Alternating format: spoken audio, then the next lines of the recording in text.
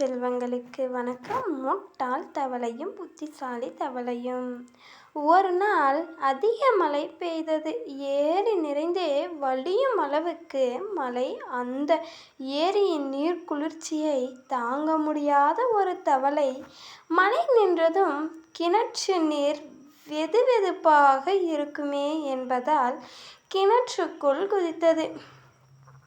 அந்த கிணற்றில் பல காலமாக வாழ்ந்து வந்த ஒரு தவளை இந்த புதிய தவளையை கண்டு மகிழ்ந்து வரவேற்றது. பின் பொந்தில் வைத்திருந்த உணவை வகைகளை புதிய தவளைக்கு தந்தது.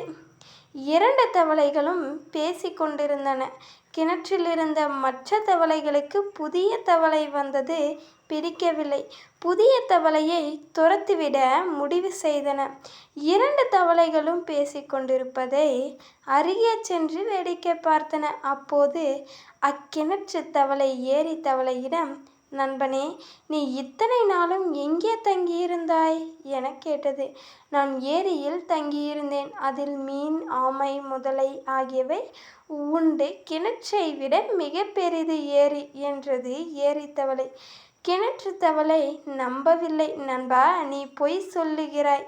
இந்த கிணற்றை விட பெரிய நீர்நிலை உலகத்தில் இருக்க முடியாது" என்றது ஏரி தவளை. எவ்வளவோ எடுத்து சொல்லியும் கிணற்று தவளைகள் நம்பவில்லை.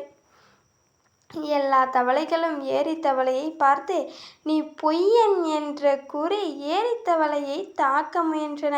அப்போது கிணற்றிலிருந்த நீர் எடுக்க அதனுள் ஏரி தவளை இறக்கினாள். குதித்து தோண்டி தண்ணீருடன் மேலே சென்று ஏரியை நோக்கி சென்றது.